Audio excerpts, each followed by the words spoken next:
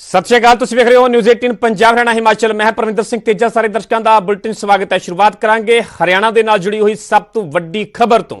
ਹਰਿਆਣਾ ਦੇ ਵਿੱਚ ਮੁਕੰਮਲ ਲਾਕਡਾਊਨ ਦਾ ਸਰਕਾਰ ਦੇ ਵੱਲੋਂ ਐਲਾਨ ਕਰ ਦਿੱਤਾ ਗਿਆ। ਕੱਲ ਤੋਂ 9 ਮਈ ਤੱਕ ਪੂਰੇ ਹਰਿਆਣਾ ਦੇ ਵਿੱਚ ਲਾਕਡਾਊਨ ਰਹੇਗਾ। ਫਿਲਹਾਲ ਇੱਕ ਹਫ਼ਤੇ ਦੇ ਲਈ ਲਾਕਡਾਊਨ ਦਾ ਐਲਾਨ ਕੀਤਾ ਹੈ। ਮੁੱਖ ਮੰਤਰੀ ਮਨੋਹਰ ਲਾਲ ਦੇ ਵੱਲੋਂ ਇਹ ਐਲਾਨ ਕੀਤਾ ਗਿਆ। ਤਾਂ ਦੱਸ ਦਈਏ ਕਿ ਇਸ ਤੋਂ ਪਹਿਲਾਂ 9 ਜ਼ਿਲ੍ਹਿਆਂ ਦੇ ਵਿੱਚ ਵੀਕਐਂਡ ਲਾਕਡਾਊਨ ਦਾ फैसला लिया गया सीगा। इस तो बाद हुण एक हफ्ते लिए मुकम्मल लॉकडाउन का हरियाणा सरकार ने ऐलान कर दिता है। क्योंकि हरियाणा की गल की जाए तो लगातार कोरोना का ग्राफ वाधा हुआ नजर आ रहा। पिछले 24 घंटिया की गल की जाए तो 13,588 केस दर्ज किए गए। 24 घंटिया के 125 लोगों की मौत हुई तो ग्राफ लगातार वाधा हुआ नजर आ रहा। तो इसनूं ही मद्देनजर इसनूं ही मुख रखते हुए हरियाणा सरकार के वल्लों वड्डा फैसला लिया गया है। हरियाणा के विच मुकम्मल लॉकडाउन का ऐलान कर दिता है। कल तो ये आदेश लागू होंगे। कल तो 9 मई तक पूरे हरियाणा दे विच लॉकडाउन रहेगा। मुख्यमंत्री मनोहर लाल दे वल्लों वड्डा ऐलान हरियाणा वासियों दे नाल जुड़ी हुई ये सब तो वड्डी खबर है। क्योंकि हरियाणा दे विच लगातार कोरोना दा कहर वड्डी चुनौती बनिया होया। कई हस्पतालों दे विच जिवें कि खबरां आईयां कि ऑक्सीजन की कमी के कारण कई लोगों की जान गई। ऑक्सीजन की समस्या भी अपने आप दे विच वेखण नूं मिल रही है। तो उत्थे कोरोना का ग्राफ मौतां दा आंकड़ा लगातार सरकार वास्ते भी वड्डी चुनौती बनिया होया। इस नूं मुख रखते हुए हरियाणा सरकार दे वल्लों वड्डा फैसला लिया गया है। मुकम्मल लॉकडाउन का ऐलान किया गया। कल तो 9 मई तक पूरे हरियाणा दे विच लॉकडाउन रहेगा।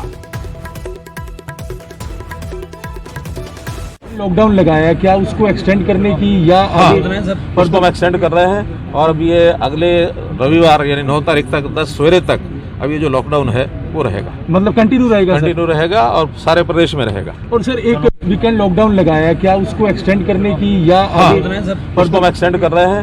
और अब ये अगले रविवार यानी 9 तारीख तक 10 सवेरे तक अब ये जो लॉकडाउन है वो रहेगा। मतलब कंटिन्यू रहेगा? कंटिन्यू रहेगा और सारे प्रदेश में रहेगा। सो हरियाणा के सेहत मंत्री अनिल विज के वलों ट्वीट किया गया। तुहानूं वो भी जानकारी देने आखिरकार ट्वीट के उन्होंने वलों की लिखा गया है। उन्होंने लिखा है कि 3 मई दिन सोमवार तो 7 दिन के लिए सारे हरियाणा के विच पूर्ण लॉकडाउन का ऐलान ट्वीट के विच बिल्कुल साफ किया गया। उन्होंने वलों 3 मई यानी कि कल तो ये फैसला लागू होगा। 3 मई दिन सोमवार तो 7 दिन के लिए सारे हरियाणा के विच पूर्ण लॉकडाउन का ऐलान। तो दस दें कि इस तो पहला दिल्ली के विच भी पहला एक हफ्ते के लिए ही पूर्ण लॉकडाउन लगाया गया सीगा। उस तो बाद दिल्ली सरकार के उस फैसले को अगे वधाया जाता है। पाबंदियां अजे भी दिल्ली के विच उस तरह बरकरार ने। तो हुण हरियाणा सरकार के वल्लों वड्डा फैसला लिया गया है। कल तो ये नवा फैसला लागू होगा। 7 दिन के लिए हरियाणा के विच पूर्ण तौर पर लॉकडाउन का फैसला लिया गया हरियाणा सरकार के वल्लों।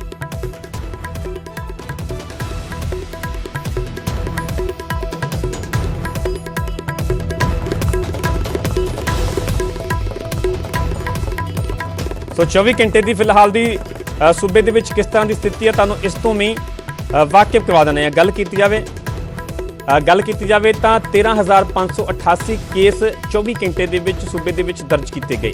125 लोगों की मौत हुई 24 घंटे के। जेकर ठीक हुए मरीजों की गल की जाए 8,509 लोग ठीक भी हुए हैं 24 घंटिया के। 8,509 लोगों ने 24 घंटिया के मात दी है। तो नवे केसा की गल की जाए तो 13,588 नवे केस सामने आए हैं। 125 लोगों की 24 घंटिया के जान गई है। सो हरियाणा के एक कोरोना का लगातार वध रहा ग्राफ सरकार के लिए भी चिंता का विषय है, वड्डी चुनौती बनया। तो इस करके ही ये सारे हालातों मुख रखते हुए पूरे हालातों का जायजा लैण तो बाद ही हरियाणा सरकार के वलों ये वड्डा फैसला लिया गया। हरियाणा के मुकम्मल लॉकडाउन का ऐलान किया गया।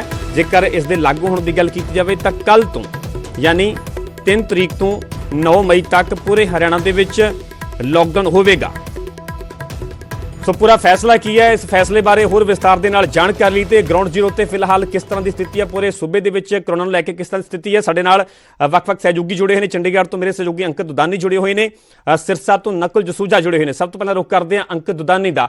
अंकित विस्तार के नाल जानना चाहांगे आखिरकार क्योंकि वड्डा फैसला लिया गया। जिवें कि असीं पूरा आंकड़ा भी दस्सिया 24 घंटिया का लगातार ये ग्राफ वाधा होया नजर आ रहा है। विस्तार के नाल जानना चाहांगे पूरा फैसला। जेकर लॉकडाउन की गल की जाए तो बाजार मार्केट पूरी तरह बंद रहणगे, आउण जाण दे विच कोई छूट होवेगी? कोई जेकर मूवमेंट की गल की जाए किस तरह दी पाबंदियां होणगीਆਂ ते किहड़ियां-किहड़ियां चीज़ां नूं छूट दित्ती जाएगी?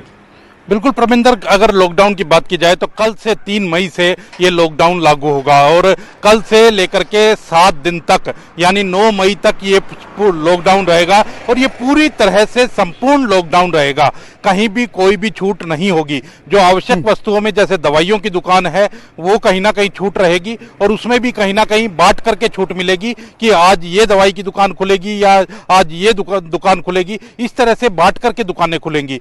वहीं अगर फल फ्रूट वालों की बात की जाए, सब्जियों वालों की बात की जाए तो वो भी खुलने की बात है कि वो भी खुलेंगी, लेकिन वो भी किस तरह से अभी एसओपी पूरी बन रही है, पूरी एसओपी आ जाएगी तो उसके बाद ही बता पाएंगे कि किस तरह से वो खुलेंगी।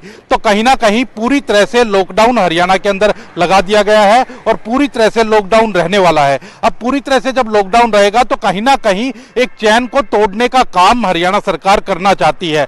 आपने देखा कि लगातार 24 घंटे के अंदर 13,500 से ज्यादा मामले हर रोज सामने आ रहे हैं और हर रोज जब 13,500 से ज्यादा मामले सामने आ रहे हैं तो उस चैन को कहीं ना कहीं ब्रेक किया जाए, उस चैन को तोड़ा जाए। इसीलिए पहले 9 जिलों में लॉकडाउन लगाने का फैसला किया गया और वो वीकेंड लॉकडाउन था जो कि कल सुबह 5 बजे खत्म हो जाता, लेकिन उससे पहले ही ऐलान कर दिया गया है कि पूरे प्रदेश के अंदर 22 के 22 जिलों के अंदर संपूर्ण लॉकडाउन रहेगा और वो 9 मई तक वो लॉकडाउन रहेगा। आपको याद होगा कि पिछले साल जब मार्च के अंदर लॉकडाउन लगाया गया था तो जो स्थिति थी वैसी ही स्थिति कल से हरियाणा में नजर आएगी, क्योंकि जो व्हीकल हैं वो भी नहीं चलेंगे, जो निजी ट्रांसपोर्ट है वो भी नहीं चलेगा, उसके ऊपर भी पूरी तरह से बैन रहेगा।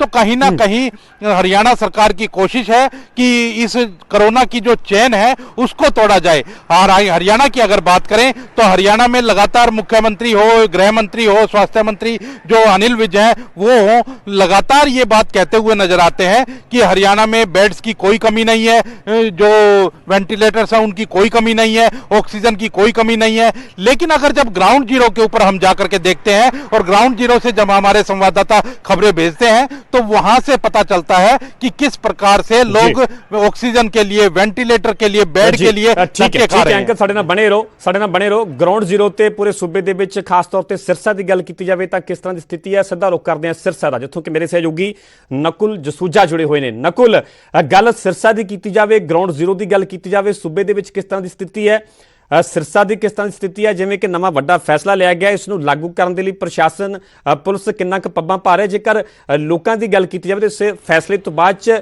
ਲੋਕਾਂ ਦਾ ਕੀ ਕਹਿਣਾ, ਲੋਕਾਂ ਦੇ ਵੱਲੋਂ ਕਿਸ ਤਰ੍ਹਾਂ ਦੀਆਂ ਪ੍ਰਤੀਕਿਰਿਆਵਾਂ ਦਿੱਤੀਆਂ ਜਾ ਰਹੀਆਂ ਨੇ? देखो परमिंदर, जेकर गल करिए लोगों की तो जो वीकेंड लॉकडाउन लग्या सी ते सरसे दे लोगों ने सराया सी, क्योंकि सरसे दे विच रोजाना कोरोना के जिहड़े मामले ने वो वध रहे सन ते इस नूं लैके लोगों ने कहा सी कि सरकार का यह फैसला बहुत चंगा है। हालांकि उस वक्त ये भी गल्लां कीती जा रही सन कि क्यों ना ये वधदे मामलों नूं वेखदे होए सरकार नूं संपूर्ण लॉकडाउन, मुकम्मल लॉकडाउन ला देना चाहिए।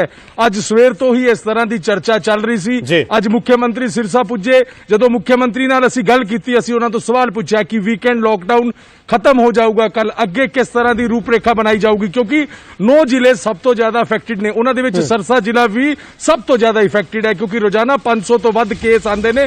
छोटा जिहा जिला है ते इत्थे केसिस की तादाद है जिहड़ी वध है। ऑक्सीजन की किल्लत भी रही, उस तो बाद कल मैराथन बैठक हुई, उस तो बाद ऑक्सीजन का कोटा वधाया गया। ये तमाम गल्लां नूं वेखदे हुए मुख्यमंत्री ने ऐलान कर दिता अज ते सरसे दे दौरे के दौरान मुख्यमंत्री ने कहा कि 9 मई रात सवेरे 10 बजे तक, सवेरे 10 मई सवेरे 6 बजे तक, यानी 9 मई की रात तक लॉकडाउन, मुकम्मल लॉकडाउन रहूगा। हालांकि एसओपी जारी होगी हाले कि किहड़ी चीज़ां नूं रिलैक्सेशन देनी है, केरी नहीं देनी, लेकिन वीकेंड लॉकडाउन ते जिवें सरसे 9 जिलियां दे विच जिहड़ा वीकेंड लॉकडाउन लग्या सी उहदे विच ना तां फल फ्रूट दी दुकानां खुलियां सन, ना ही दुध दी दुकानां खुलियां सन। जी ठीक है नकुल, पूरी जानकारी फिलहाल दी पूरी तस्वीरां दी जानकारी तुहाडा बहुत धन्नवाद। चंडीगढ़ तो मेरे सहयोगी अंकित दुदानी जुड़े सन, तुहाडा भी बहुत बहुत धन्नवाद। सो वड्डा फैसला हरियाणा सरकार दे वल्लों लिया गया, हरियाणा दे विच मुकम्मल लॉकडाउन का ऐलान किया गया। कल तो 9 मई तक पूरे हरियाणा दे विच लॉकडाउन रहेगा, सिर्फ एमरजेंसी सेवावां नूं ही छूट होवेगी। एमरजेंसी सेवावां नूं छड्ड के पूरी तरह हरियाणा बंद रहेगा, पूरी तरह हरियाणा दे विच 1 हफ्ते दे लई लॉकडाउन रहेगा।